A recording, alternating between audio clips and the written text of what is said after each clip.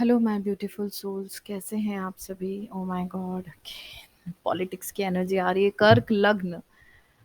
So be aware of people जो आपके आसपास हैं। कहीं ना कहीं आसपास के कुछ लोग पॉलिटिक्स की एनर्जी कैरी कर रहे हैं आपके खिलाफ।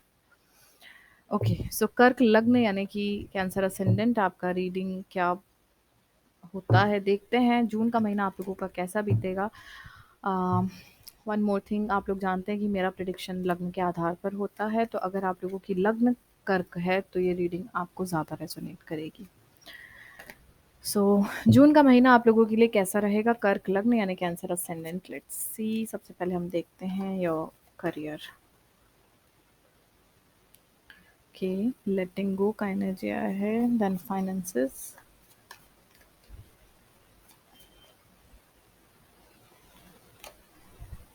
Okay,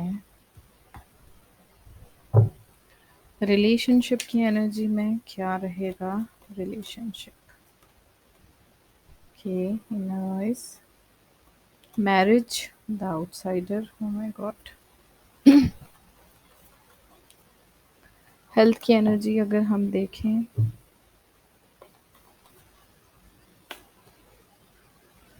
okay, rest. आपके हिडन एनिमीज, एनिमीज और लीगल मैटर्स अगर आपके चल रहे हैं, देन ओके। पेरेंट्स की क्या एनर्जी रहेगी इस मंथ में? ओके, शेयर मार्केट और trading if you are interested, और आप अगर करते हैं तो शेयर मार्केट की क्या एनर्जी रहेगी? ओके,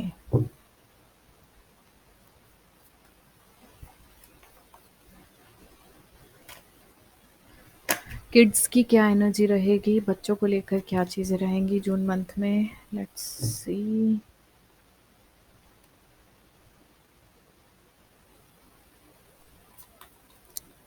ट्रैवल की एनर्जी अगर आप लोग ट्रैवल करना चाहते हैं या ट्रैवल कर रहे हैं, then okay, so you need some solo trips. Underneath जो एनर्जी है वो है सप्रेशन की। दैट इज, ये महीना आपका थकावट, मतलब थकावट से भरा हुआ हो सकता है। ओवरलोड, ओवरवर्क, ये चीज़ों के कारण आप थोड़ा थकान महसूस कर सकते हैं। सो ओवरऑल ये बहुत ही हेक्टिक वाला मंथ जाने वाला है। भाग दौड़ ज़्यादा हो सकती है इस महीने में कर्क लग्न आप लोगों की। करियर की बात करें तो कुछ चीज़ें ऐसी हैं जहाँ पर आपको नई अपॉर्चुनिटी तो मिल रही है, ग्रोथ भी है। और क्योंकि यहाँ पे जो लेट गो की एनर्जी, वहाँ से मुझे लग रहा है कि यहाँ पे आपको थोड़ा इमोशन, क्योंकि ऑब्वियस सी बात है आप लोगों की एनर्जी जो है वो बहुत इमोशन पर बेस्ड होती है। तो अपने इमोशन को थोड़ा-सा यहाँ पे आपको बैलेंस में रखना पड़ेगा, क्योंकि बहुत सारी चीज़ें आप होल्ड करके चल रहे हैं, तो उनको लेट गो कीजिए। नई अपॉर्च्युनिटीज़ अगर हैं आपको, क्योंकि कई बार ऐसा होता है हम एक जगह जॉब कर रहे हैं, हमारे इमोशन इतने जुड़ जाते हैं कि हमें नई अपॉर्च्युनिटी अगर मिल रही है तो हम वहाँ से निकलने के लिए हमारे इमोशन हमें रोक देते हैं कि नहीं-नहीं, यहाँ पे हमारा इनसे लगाव है तो हम कैसे जाएँ। तो यहाँ पे थोड़ा-सा इमो अगर ग्रोथ चाहते हैं तो इमोशन को साइड रखना पड़ेगा। आपके जो आस-पास काम करने वाले जो लोग हैं, जो आपके कलीग्स हैं, उनके साथ थोड़ा-सा टर्म्स अच्छा रखिए, ठीक है? क्योंकि ओवरऑल एनर्जी अगर देखें, शुरू में ही पॉलिटिक्स जो आया, वो आपके हर एरिया में से दिख रहा है। मतलब कहीं न कहीं चीज़ें जो हैं वो आपके साथ अच्छे बन के और चीज़ें बिगड़ने वाली भी हो सकती हैं। 100% ये चीज़ें ज़रूरी नहीं है। आपके खुद के बर्थ चार्ट पे भी चीज़ें बहुत डिपेंड करती है, लेकिन परिस्थिति ऐसी बन रही है जहाँ पे आपको थोड़ा-सा सतर्क रहने की ज़रूरत है, ठीक है? फाइनेंसेस की अगर मैं बात करूँ तो फाइनेंसेस में खर्चे आपके ज़्यादा होंगे अपनी, क्योंकि यहाँ पे जो प्लेफुल एनर्जी दिख रही है वो यहाँ है कि आप अपनी इच्छाओं की पूर्ति के लिए खर्च ज़्यादा करोगे, ठीक है? घूमना है, ये खरीदना है, ये पसंद है, वो है, इन सब चीज़ों में शायद आपके खर्चे ज़्यादा होंगे। सोच समझ के, प्लानिंग के साथ पूरे बजट बनाकर आप अपने खर्च करें, अदरवाइज़ आपकी सेविंग भी खाली हो सकती है इस महीने में। तो अ, खर्चे यहाँ ज़्यादा दिखाई दे रहे हैं जून मंथ में आपके। 22 जून के बाद खर्चों पे थोड़ी-सी रोक ज़रूर लगेगी। ओके, सो रिलेशनशिप की बात अगर हम करें तो रिलेशनशिप में यहाँ पे आपके अंदर, बिकॉज़ ये जो है वो हाईली इंट्यूटिव एनर्जी है, मतलब आपके अंदर की फेमिनिन एनर्जी जो है, सो यहाँ पे इमोशन को थोड़ा-सा बैलेंस करने की ज़रूरत है। 15 जून तक थोड़ा-सा आप अपने अंदर के गुस्से पर नियंत्रण करें, बिकॉज़ मैस्कुलिन एनर्जी की डोमिनेशन यहाँ ज़्यादा दिख रही है। दूसरी चीज़ यहाँ पे थोड़ा-सा अपनी वाणी पर संयम रखना पड़ेगा, क्योंकि वाणी आपकी खराब हो सकती है। आप अपने रिलेशनशिप में अपनी बोली से चीज़ों को खराब कर सकते हैं। तो अब अगर आप जहाँ कम्युनिकेशन की बात आती है सोच समझ के करें, अदरवाइज़ आप शांत रहें, मौन रहें, ठीक है? वरना रिलेशनशिप में आप चीज़ें जो हैं वो खराब कर सकते हैं, कोई तीसरा आपके रिलेशनशिप में फ़ायदा उठा सकता है। मैरिज की बात करें तो यहाँ पे जो आउटसाइडर की एनर्जी है वो तो ये बोल रही है कि इस समय पे जीवन साथी का साथ तो मिलेगा, लेकिन जीवन साथी जो है उनकी सेहत थोड़ी-सी गड़बड़ हो सकती है। आपकी भी सेहत यहाँ पे थोड़ी ख़राब दिखाई दे रही है।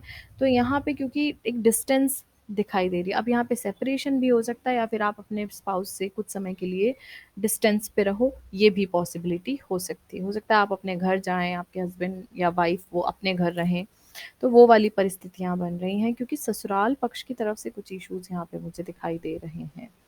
ठीक है? उनकी तरफ से कुछ नेगेटिव वाइब्स यहाँ पे दिखाई दे रहे हैं, तो इसके इसके चलते हो सकता है दोनों के बीच में कुछ कॉन्फ्लिक्ट क्रिएट हो। आगे अगर हम देखें हेल्थ की एनर्जी, अगर हम देखें तो पोस्टपोनमेंट मतलब यहाँ पे थोड़ा-सा आपको रेस्ट लेने की ज़रूरत है। बहुत ज़्यादा भाग-दौड़ होने के कारण बहुत सारी चीज़ों को, अब ये कार्ड बोलता है कि कुछ चीज़ें ऐसी हैं जो अभी प्रायोरिटी पे नहीं है, उनको होल्ड कर दीजिए। हर चीज़ के लिए भाग-दौड़ करना ज़रूरी नहीं है, बिकॉज़ इस वक़्त आपकी बॉडी को भी रेस्ट की ज़रूरत है।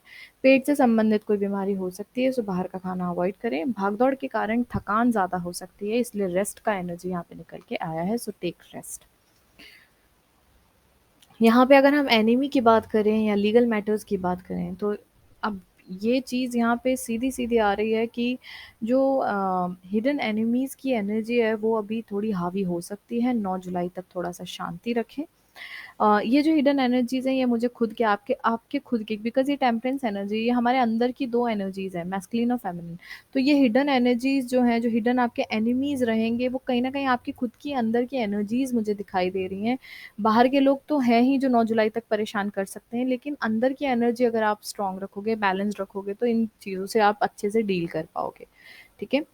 15 जून के बाद चीज़ें थोड़ी-सी ठीक होंगी। अगर आप कोर्ट केस में इन्वॉल्व्ड हैं, तो 15 जून के बाद ही यहाँ पे शत्रु परास्त होते हुए भी दिखाई दे रहे हैं। प्लस अ, अगर हम और ज़्यादा इसमें जाएँ तो 9 जुलाई के बाद आपके फ़ेवर में चीज़ें हो जाएँगी। पेरेंट्स की तरफ से कंप्लीशन की एनर्जी दिखाई दे रही है, तो माता-पिता के साथ संबंध अच्छे रहेंगे। इन-लॉज़ की सेहत का थोड़ा-सा आपको ख़्याल रखना पड़ सकता है। यहाँ पे जो शेयर मार्केट की एनर्जी है, वहाँ पे 9 ऑफ कप की एनर्जी, इसका मतलब है चीज़ें बहुत अच्छे से चलेंगी, लेकिन अभी आपको यहाँ पे होल्ड करना है। यहाँ पे लग रहा है कितना रिलैक्स्ड होके बैठे हैं, अभी कुछ ज़्यादा चीज़ों पे डील नहीं करना है, क्योंकि ये महीना में आप अभी होल्ड करें वो ज़्यादा बेटर है। 15 जून के बाद भी अगर आप इन्वेस्ट करना चाह रहे हैं, तो पहले तो 15 जून के बाद करें, लेकिन सोच समझ के करें, क्योंकि आपको जो बेनिफिट है, जो प्रॉफ़िट है, वो 29 जून के बाद ही मिलेगा। इसलिए बेटर है कि आप अभी थोड़ा-सा शांत रहें। टर्निंग इन की एनर्जी किड्स के लेवल पे आई है, तो यहाँ पे एक चीज़ बोलूँगी कि इस वक़्त पे अपने बच्चे को लेकर थोड़ा-सा आपको बच्चे का ध्यान रखना है। कंसीव करना चाहते हैं तो इस वक़्त अपनी सेहत पे ज़्यादा फ़ोकस करें, और अक्टूबर आते-आते आप उस लेवल पे आ जाएँगे जब आप कंसीव कर सकते हैं। अभी थोड़ा-सा अपना ख़्याल रखना है। अगर आप ऑलरेडी अभी कंसीव कर चुके हैं तो बहुत ध्यान से अपना ख़्याल रखें। शुरू के 3 महीने थोड़े-से आपको अपने बच्चे का और अपना ख़्याल रखना पड़ेगा, ठीक है? यहाँ पे बाहर वाले लोगों की बातों में ना आएँ, वो चीज़ यहाँ पे मुझे डायरेक्टली दिख रही है। बच्चों के मामले में अपने मन की और अपनी सुनें। दूसरे लोग आपको क्या समझाइश दे रहे हैं समझ लीजिए, लेकिन आपको अपने बच्चे का के बारे में पता है, आप जानते हैं, आपको अच्छे से पता है कि आपके बच्चे, क्योंकि हर किसी की पेरेंटिंग अलग होती है, हर व्यक्ति अपने बच्चे को अलग तरीके से, हर किसी के बच्चे भी डिफरेंट होते हैं।